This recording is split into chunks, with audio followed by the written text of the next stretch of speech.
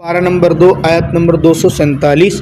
اعوذ باللہ من الشیطان الرجیم بسم اللہ الرحمن الرحیم وقال لهم نبیهم ان آیت ملکہ ان یأتیکم التابوت فیہ سکینۃ من ربکم وبقیۃ مما ترک آل موسیٰ وآل ہارون تحملہ الملائکہ ان فی ذلک لآیۃ لکم ان کنتم مؤمنین فلما فصل طالوت بالجنود قال ان اللہ مبتلیکم بنہر فمن شرب منہ فلیس منی ومن لم یطعمہ فإنہ منی الا من اغترف غرفۃ بیدہ وقال لهم نبیہم کہا ان کو ان کے نبی نے ان آیت ملکہ بے شک اس کی بادشاہت کی نشانی یہ ہے کہ لائے گا تمہارے پاس ایک تابوت فیہ سکینۃ کہ اس کے اندر تسکین کا سامان ہوگا من ربکم تمہارے رب کی جانب سے وبقیۃ مما ترکا اور وہ باقیات ہوں گی جن کو چھوڑا آل موسیٰ نے اور آل ہارون نے تحملہ الملائکہ اٹھا کر رکھا ہوا ہے ان کو فرشتوں نے ان فی ذالک بے شک اس میں البتہ نشانیاں ہیں تمہارے لیے ان کنتم مؤمنین اگر تم مؤمنین میں سے ہو فلما فصل طالوت پس جب جدا ہوئے طالوت لشکر کے ساتھ قال تو فرمایا ان اللہ مبتلیکم بے شک اللہ آزمائے گا تم کو ایک نہر کے ساتھ فمن شرب منہ پس جو پیے گا اس سے فلیس منی اس کا مجھ سے کوئی تعلق نہیں ہوگا۔ بس یہیں تک دیکھ لیتے ہیں جی۔ واقعہ چل رہا تھا جالوت کا اور طالوت کا، یہاں تک ہماری بات گزشتہ آیات میں گزری تھی کہ قوم نے آ کر اکٹھے ہو کے وقت کے پیغمبر حضرت شمویل علیہ السلام سے درخواست کی تھی کہ ہم جالوت کے تشدد سے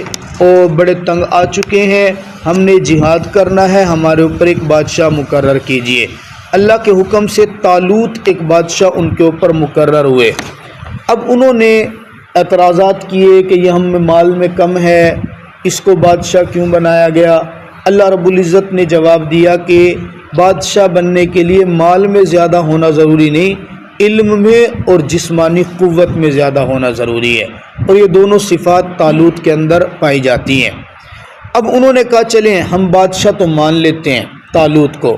لیکن ہمیں یہ بتائیں کہ کون سی ایسی علامت ہوگی کہ جس سے ہمیں یقین ہو جائے کہ واقعی طالوت اللہ کی طرف سے مقرر کردہ بادشاہ ہے۔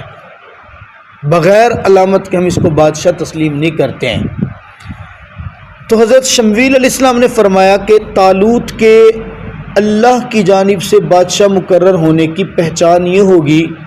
کہ طالوت کے ہاتھ کے اندر وہ تابوت، وہ صندوق ہوگا جو صندوق تمہارے آباء و اجداد کی نشانی تھی۔ بنی اسرائیل کے اندر ایک مخصوص تابوت تھا جس کے اندر ان کی تورات کے اصل نسخے موجود تھے، جب کبھی پریشانی ہوتی وہ اس کو نکال کے پڑھتے تو دلوں کو سکون ملتا تھا۔ اسی طرح کچھ ایسے نوادرات چیزیں اس میں تھی جو آل موسیٰ علیہ السلام کی اولاد، داؤد ہارون علیہ السلام کی اولاد، ان کی کچھ بقایا جات چیزیں تھیں، وہ اس تابوت کے اندر تھی۔ ہوا ایسا تھا کہ فلسطین نے اسرائیل کے اوپر حملہ کیا۔ فلسطین کی شروع سے عادت ہے حملہ کرنے کی، مسلمانوں کو پریشان کرنے کی، ہر دور کے اندر وہ یہی کرتا رہا اور اب بھی یہی کر رہا ہے۔ اس نے حملہ کیا تو حملہ کرنے کے دوران وہ یہ جو صندوق تھا جس کو یہ مقدس سمجھتے تھے بنی اسرائیلی، اس صندوق کو اٹھا کے اپنے ساتھ لے گیا۔ اب یہ اللہ تعالیٰ کا نظام ہوتا ہے، چیز ایک ہی ہوتی ہے، ایک بندے کے لیے وہ راحت کا سبب بن جاتی ہے، وہی چیز دوسرے کے لیے پریشانی کا سبب بن جاتی ہے۔ تو وہ تابوت کو جب لے کر گئے تو اس نیت سے لے کر گئے تھے کہ اس میں مقدس چیزیں ہیں تو یہ ہمارے کام آئے گا، لیکن اللہ کی طرف سے کرنا ایسا ہوا کہ وہ جس جگہ پر تابوت کو لے کر جاتے وہاں کوئی وبا پھیل جاتی، وہاں کوئی بیماری آ جاتی۔ 5 مختلف مقامات پر وہ اس تابوت کو لے کر گئے اور پانچوں کے پانچ علاقے، پانچوں کے پانچ بستیاں اس وبا کی وجہ سے ساری کے ساری ہلاک ہو گئے۔ وہی تابوت جو بنی اسرائیلیوں کے لیے مقدس تھا،